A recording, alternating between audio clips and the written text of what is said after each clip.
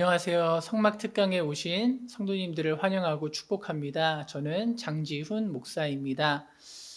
출애굽기를 묵상하며 지난 10월 3일부터 오늘까지 계속해서 성막에 대한 아주 구체적인 이야기들을 묵상하고 계실 텐데요. 어떠신가요? 저도 성경을 꾸준히 읽어왔던 목사이긴 하지만 사실 성막에 대해서 그려보고 정리하기 전까지는 이 부분을 묵상하는 것이 쉽지 않았던 것 같습니다. 그래서 도움을 드리고자 성막 특강을 준비하게 되었습니다. 우리가 지금 느끼는 것처럼 출애굽기가 성막을 굉장히 자세하게 설명하고 있어요. 출애굽기가 성막을 중요하게 다루고 있습니다. 오히려 출애굽기라는 이름이 무색할 정도로요.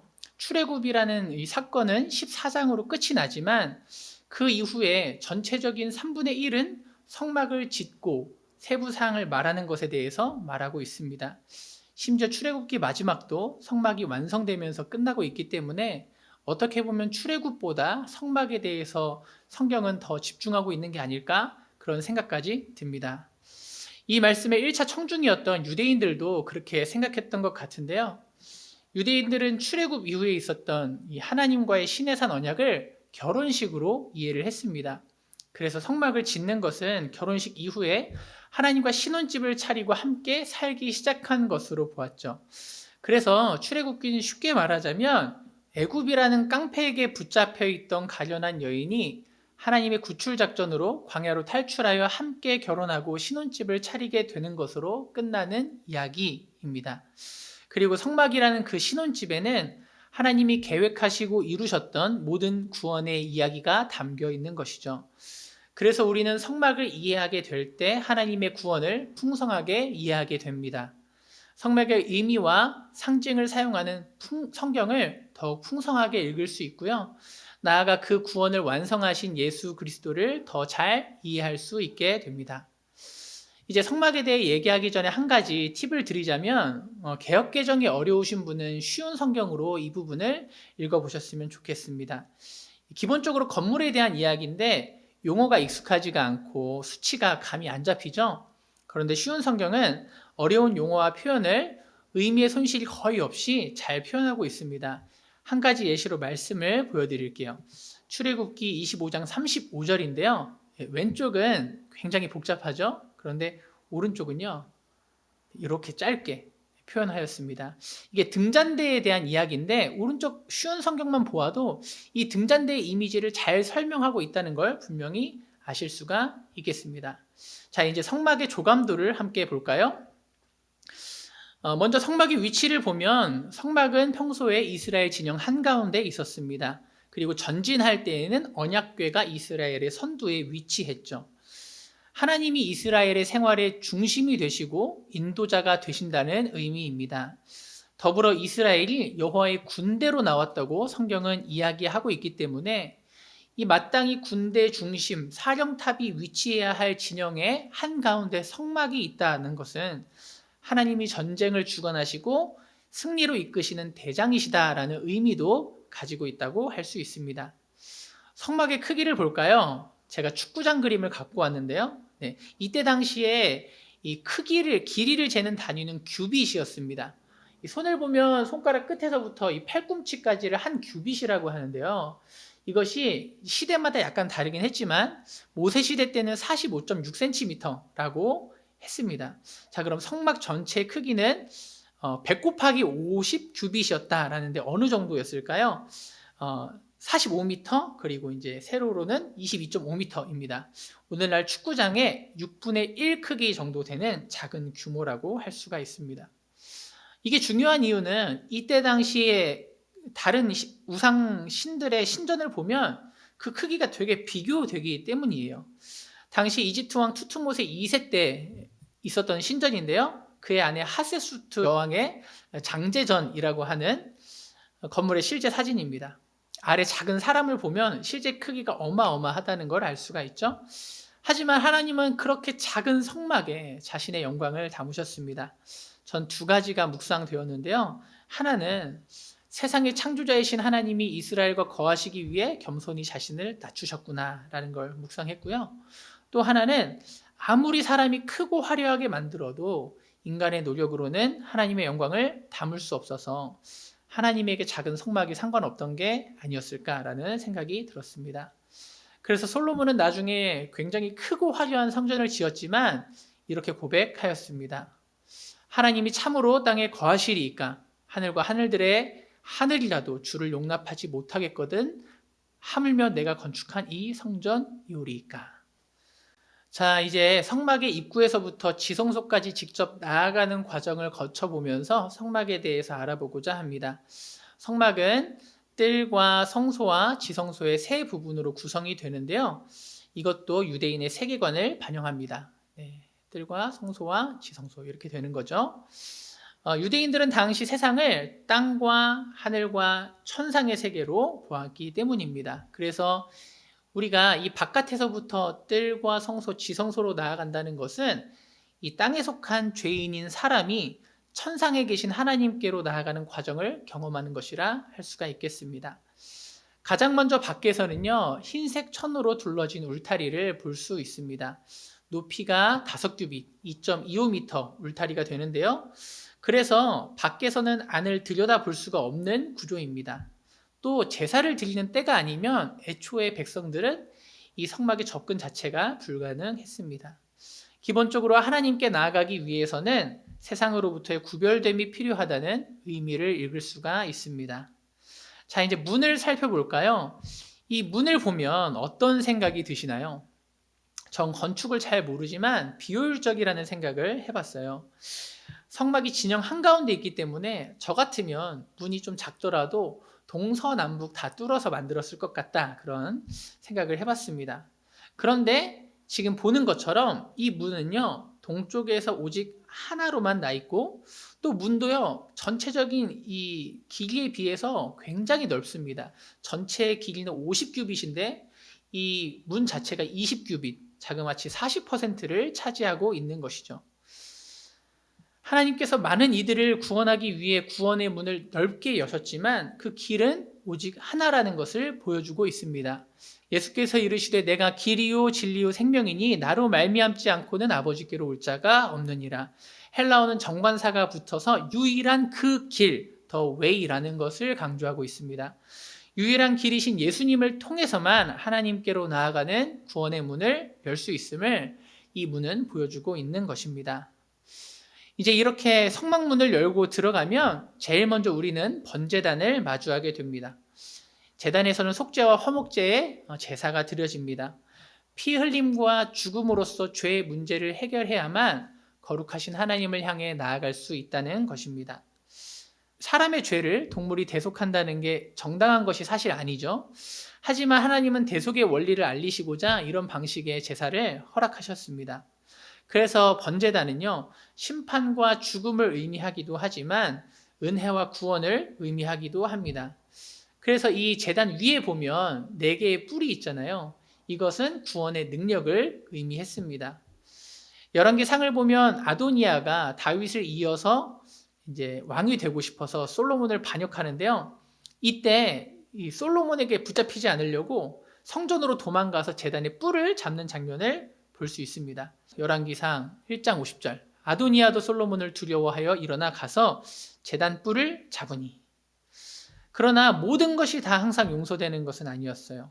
고의적으로 살인한 사람은 제단 뿔을 잡아도 죽임을 당해야 했습니다. 이런 배경 속에서 다윗은 이 번제단의 뿔을 생각하면서 여호와 하나님은 나의 구원의 뿔이십니다 라고 시편에서 고백하였습니다. 여호와는 나의 반석이시오 요새시오 하면서 마지막으로 나의 구원의 뿌리시오 나의 산성이시로다. 자, 이제 이 번제단을 지나서 물두멍으로 가면은요, 번제단과 성소 사이에 이 물두멍이 있는데요, 여기서부터는 제사장만이 사용하는 물품입니다.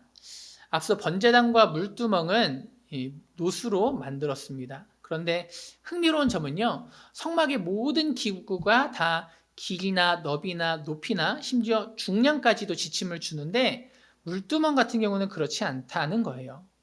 노수로 만들었고 성막과 제단 사이에 두라는 지침만 주셨습니다. 왜인 것 같으세요? 네, 그것은요, 제사장들이 더러워질 때마다 수시로 제한이 없이 물두멍에서 씻을 수 있어야 했기 때문입니다. 다시 말해 대속의 은혜로 구원받은 사람이라 할지라도 더러워질 때마다 수시로 씻어서 정결함을 유지해야 한다는 의미입니다. 성소라고 하는 하나님의 임재로 나아가기 전에 또 이 땅에 속한 티끌이 묻어 더러워졌을 때 수시로 씻어야 된다는 그런 의미입니다.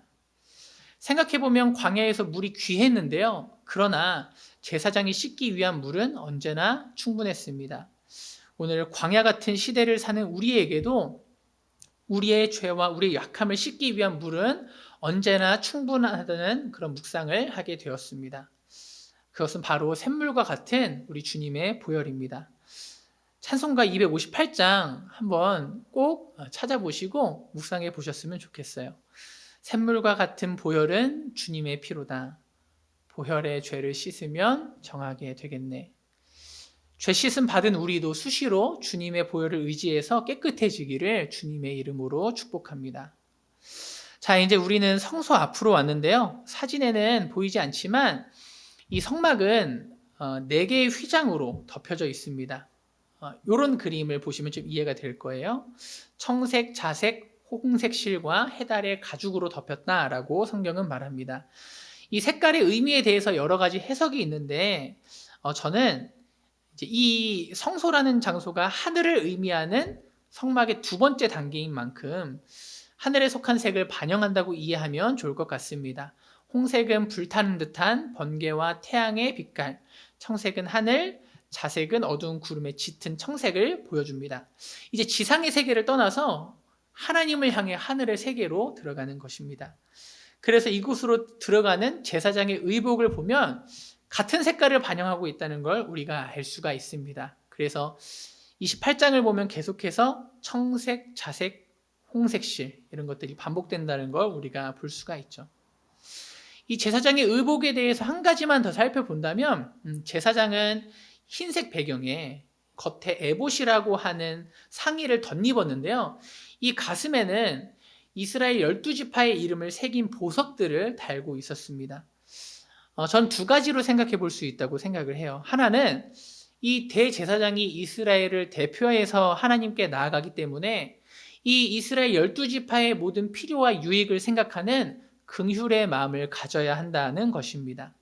그리고 또 한 가지는 하나님이 바로 구원받은 백성 이스라엘을 그렇게 보석과 같이 생각하신다는 거예요. 그만큼 너희는 나의 존귀함을 받는 자들이다. 내가 너희를 사랑한다는 그 하나님의 마음이 이 제사장의 옷에도 담겨 있는 것입니다. 우리 함께 그 하나님의 마음을 생각하면서 성소의 내부를 살펴보도록 하겠습니다. 자, 이제 성소로 들어오셨는데요. 어떠신가요? 밖에서 보기에도 그렇게 대단하지 않지만 안에 들어오면 일단 크기가 별로 크지 않다는 것을 체감할 수 있습니다. 크기는 가로로 10규빗, 세로로 30규빗입니다. 4.5m, 13.5m 이렇게 되는 것이죠. 이 크기가 어떻게 해야지 실감이 날까 하다가 제가 놀라운 걸 하나 발견을 했어요. 뭐냐면 제가 좋은 땅 채플 바닥을 보다가 이 타일 하나의 크기를 재봤는데 정확하게 가로, 세로 45.6cm 한 규빗이더라고요. 그래서 이 타일의 수로 제가 계산을 해보니까 우리가 드리는 예배 공간에서 앞에 이 제가 앉아있는 강단을 제외하고 나서 앞문에서 뒷문까지의 길이가 정확히 30개의 타일, 성소의 크기라고 할 수가 있습니다. 우리가 그런 공간에서 예배를 드리고 있었던 거예요. 네. 은혜가 되지 않나요? 네. 자, 이제 이 성소로 들어왔는데요. 여기에서 성소 안은 4개의 휘장으로 덮여져 있기 때문에 완전히 어두워서 제일 먼저 등잔대가 보여요. 등잔대는 성소에서 우리가 봤을 때 좌측에 있고요. 이 등잔은 어둠 가운데서 유일한 빛으로 빛나는 것입니다. 우리를 쉼없이 인도하시는 하나님의 임재와 인도하심을 상징합니다. 그래서 제사장은 이 불이 끊임없이 타오르도록 관리했고요. 사무엘이 등불을 관리하기 위해서 여기서 잠을 자다가 하나님의 음성을 들은 그 사건을 우리가 생각해 볼 수 있을 것 같아요. 아이러니하죠? 정작 등불을 잘 관리해야 되는 사람은 대제사장이었던 엘리인데 사무엘이 안에 있었습니다. 또 신약 시대에 보면 예수님은 이 등잔대를 염두하시면서 나는 세상의 빛이라 말씀하셨습니다. 그리고 이 요한계시록을 보면은 예수님께서는 교회를 7금촛대로 상징하고 있는데요. 그것도 바로 이 등잔대를 염두한 것이라고 말할 수 있습니다. 결국 우리가 빛이신 예수님을 닮아서 이 땅에서 빛의 사명을 감당해야 된다라는 메시지를 주고 있는 것이죠. 자, 이제 우측을 살펴보면은요, 진설병상을 우리가 볼 수 있습니다. 진설병상은 커다란 진설병, 이 병은 빵이죠.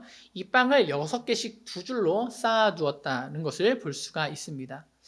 이것은 바로 앞에 출애굽기 24장을 보면 이스라엘 12지파를 대표하는 74명이 하나님과 언약하면서 하나님을 뵙고 먹고 마셨다는 기록이 있어요.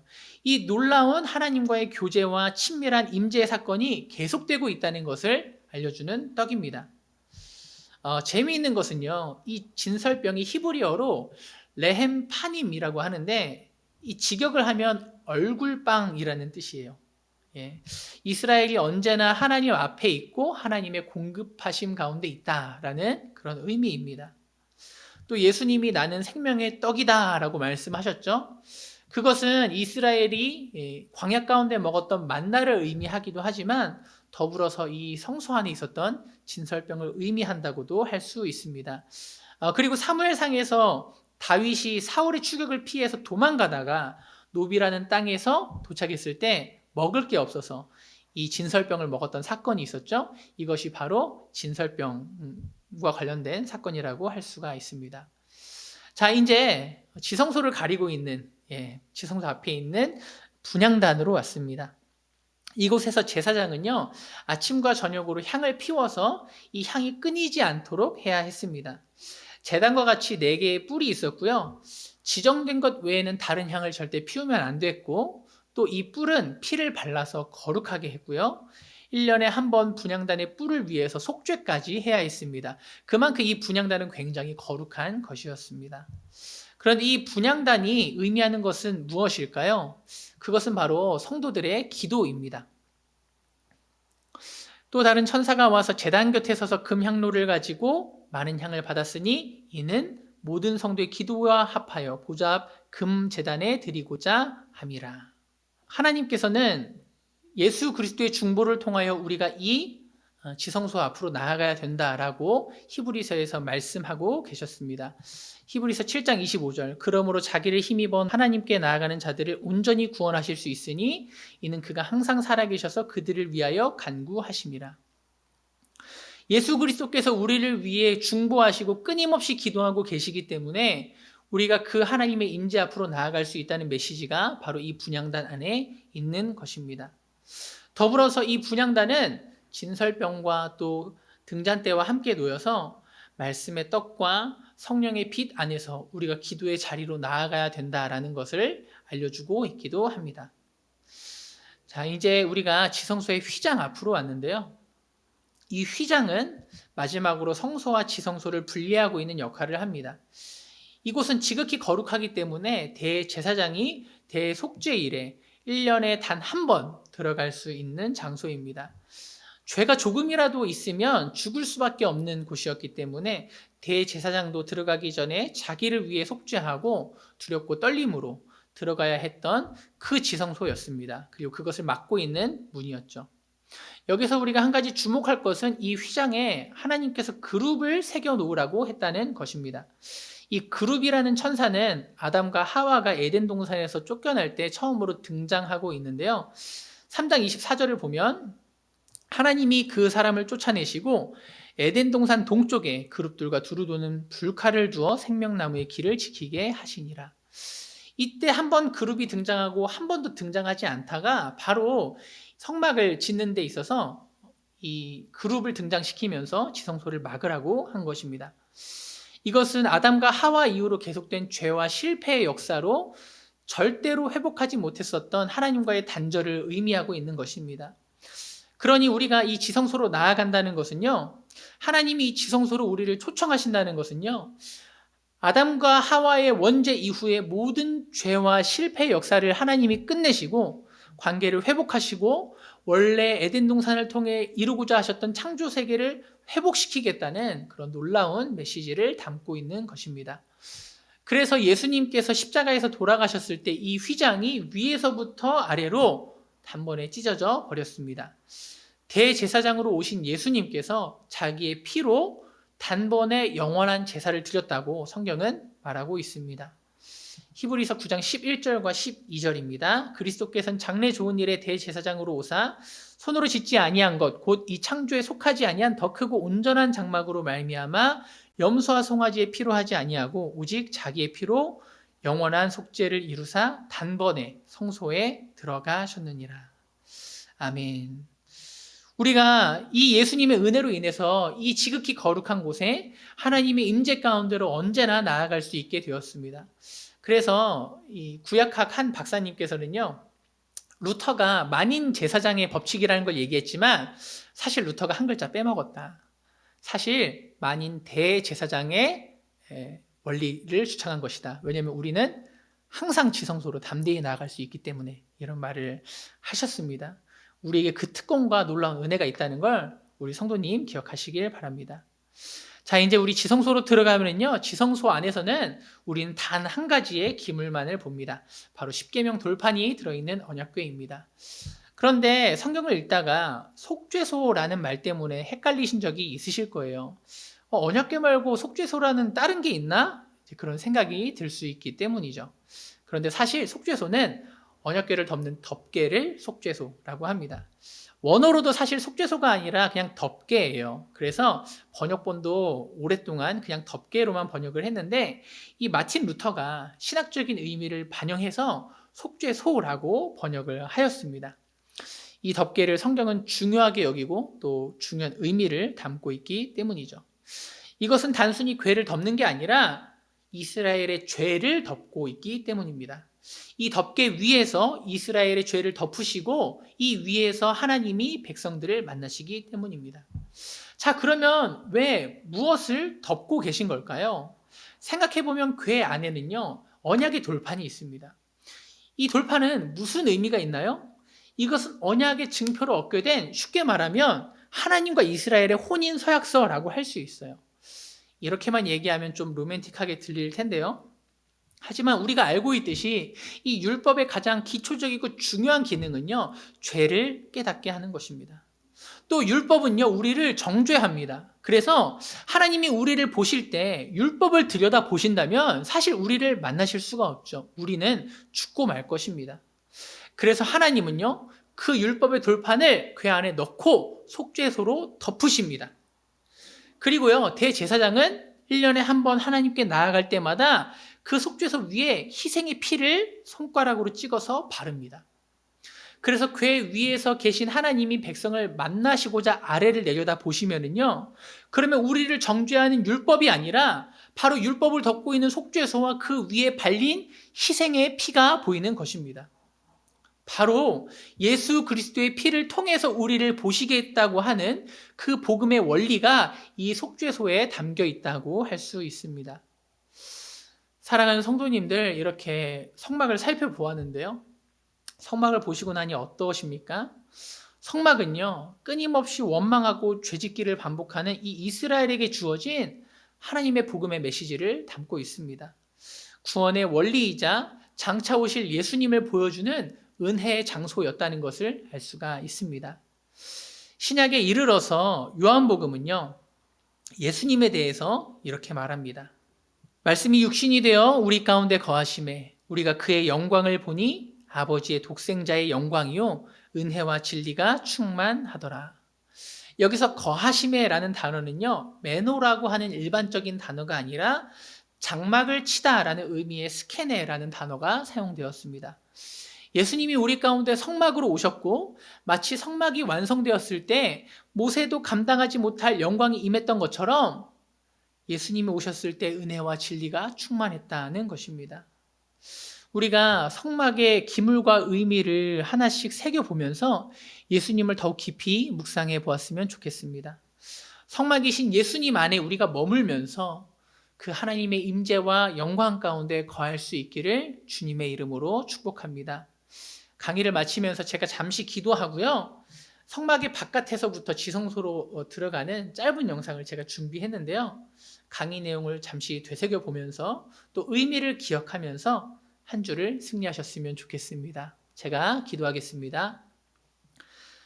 사랑하는 하나님, 성막으로 오신 예수님, 우리에게 감당할 수 없는 은혜와 하나님의 임재를 허락해 주심에 감사드립니다. 성막에 담긴 의미들을 곱씹어 보면서 두렵고 떨림으로 지성소로 나아갔던 그 대제사장의 마음을 우리들에게 허락하여 주시길 원합니다. 주님, 그리고 우리의 모든 어둠을 밝히시는 그 하나님의 영광과 임재로 말미암아 우리의 생각과 우리의 마음과 우리의 삶이 하나님께 드려지고 밝아지고 새롭게 되는 예수로 충만해지는 역사를 허락하여 주시옵소서. 오늘도 함께해 주심에 감사드리며 예수님의 이름으로 기도합니다. 아멘.